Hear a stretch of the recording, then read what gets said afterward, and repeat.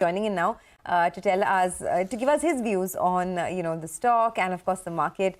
Prakash, hi, welcome to the show. I mean, this whole travel and tourism theme just doesn't go out of style, right? And Indigo is at the forefront with that market leadership.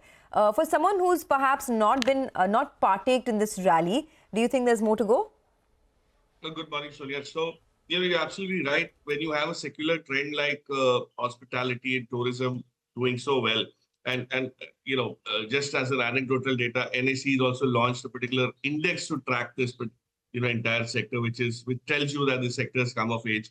The best way to play Indigo for somebody who was missed out would have to wait to buy on dips. And mind you, airline companies always give you some dips. There's news flow around crude oil prices, or it could be around occupancy rates. It could be some sort of a competitive intensity that sparks up. So you'll get those things. But given the fact that in the next few years, Indigo could grow at a CAGR of mid-teens, there's nothing wrong in buying it if you are okay with this kind of a market outperformance.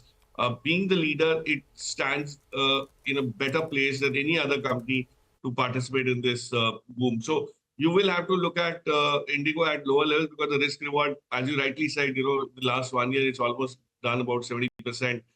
It's going to be difficult to make money in the same way from here on. But if you buy on dips, probably, those 5,500, 5,400 targets could probably make sense if your entry levels are better. But I'll just leave you with one thought. The next wave of re-rating for Indigo is going to be on the supply of aircrafts. And if that gets sorted out, you'll probably see another leg up because that's what they're waiting for to expand in both the domestic and the international. Okay, all right. Hi, Prakash. Good morning and good to see you after a while. What about Vodafone Idea? For those that went in for that rights issue, they have made very, very clean, more than 50% returns in a short duration of time. At around 18 rupees, 17, 18 rupees, what's your view on the stock?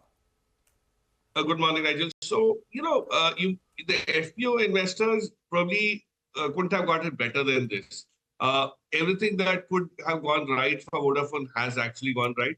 And to the extent that everything happened in a very short span of time.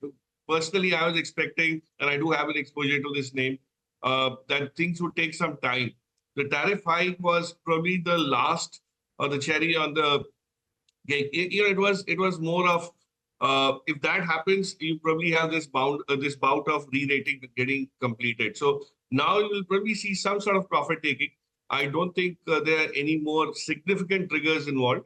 It's now time for them to go on the ground, start getting execution in place, 5G sites, expansion of the subscriber base, the rationalization of the subscriber base. So, and remember the hike that they have announced seems a bit lower than what Jio and Bharti have, given the fact that there is competitive intensity that they need to grapple with. But for them, that also helps resuscitate the growth in their earning, but they're still making losses. So there's nothing which has changed dramatically except for the setup. So from 11 to 18, I think it's a great journey. You will see some profit booking for sure. It's a matter of time. But in the long run, it could start kind of, chugging along with the other two names in terms of growth rates, which are fairly better than what we've seen. So it doesn't deserve to be at these valuations for too long. But at this moment, at this juncture, at this phase, I think some profit booking is likely to happen. Prakash, hi, morning. I think one of the things which will happen now is the trading window will close, right? Because earnings are around the corner. So the spate of block deals will perhaps sometimes slow down a little bit. May not be a bad thing. And then, of course, should resume again from what we are picking up. Prakash, for IT services, which will be first off the block, do you think, the IT index is up almost 8%, 8.5% in June. Do you think it's kind of built in, or you think there could be surprises? The quantum of surprises is still 2%, 3% constant currency growth, but that constitutes a surprise for IT services. And where exactly? Infi has done fairly okay coming into this one. Persistent was a big mover on a Friday. Just thoughts, any money-making ideas in that space? Good morning, Prashant. So, while the 8% catch-up that IT demonstrated in June seems quite significant because the previous 2 months were very tepid. I would believe that in the next 3-4 months, in the second half, let's say, of calendar calendar 24, IT will probably start looking slightly brighter than what it has. And if you play a little bit of a contra call, the stocks that haven't participated much and they are much below their long-term means, like Wipro, for instance, in the large cap. Infosys has done a bit better, but I think there's still much more room. The surprise would probably be in the mid-cap IT, the likes of, you've seen OFSs, look where it's moved. The same kind of a move, if not to the same ferocity, but directionally, would probably be in Persistent, could continue to be in Birla Soft. And these are names where very clearly they've proven the fact that they will continue to grow at better than industry numbers, given that they have very niche, very strong kind of trajectory. So that is going to start getting differentiated. Infosys probably has its advantages in many ways. The key trigger for the entire sector to get re-rated will be if hiring starts looking up, or they start talking about hiring to start looking up in their guidance. So if that were to happen, you'll probably see a re-rating which is far more significant than just this 8% that we saw last year. So, you'll have to wait for those things to develop. I don't think there'll be any unpleasant surprises, if you really ask me. And markets going into earnings season for IT with very low expectations, which is a good thing always.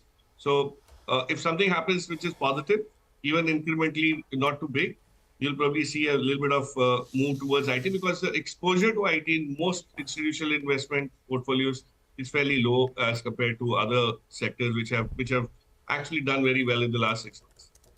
Okay, all right. Prakash, noted your view on tech. Just request you to hang on. Let's get started. Yeah, I mean, that was one of the darlings of the stock market, right? In the last 1.5 years. The loan disbursement data that we got today is looking very good, actually. It's a growth of almost 68% year on year. Do you think there is more momentum in this stock now? So there is only momentum in this stock. There's no value. So that's this way the stock is positioned. But yeah, on a more serious note, what happens to IRIDA going forward is it's in a very sweet spot, so where it doesn't need to look for borrowers, and especially quality borrowers which are backed by PPAs and everything. Whereas all it needs to do is make sure that its capital raising plans, the balance sheet strength keeps on expanding at the right time. Of course, it's available at a multiple of price to book, which is fairly higher as compared to, let's say the more staid and mature PFC, REC kind of businesses. But given that it's focused onto a segment which is so rapidly growing, I would believe that going forward, as soon as you have the interest rate cuts getting initiated, whether it happens in December, happens in Jan next year, you'll start seeing a huge significant change in the cost of funds, and hence the spreads getting much more healthier. So from that perspective, it's very promising. There are people who haven't been able to buy it because it's run up so much after the IPO and the listing and all. But I would believe even at these levels, if you are okay with decent 18-20% kind of gains, it could probably give you that CAGR over the next 3 years visibly, though it's high price. And be ready for volatility, of course, because there will be people wanting to exit. But given the metrics that I have studied for this company, yeah, you could get that 18-20% of a growth going forward, even at these 190, 196 levels. Okay, well, Prakash, just stay on. We'll come back to you for more. So that's IRIDA in pre-opening.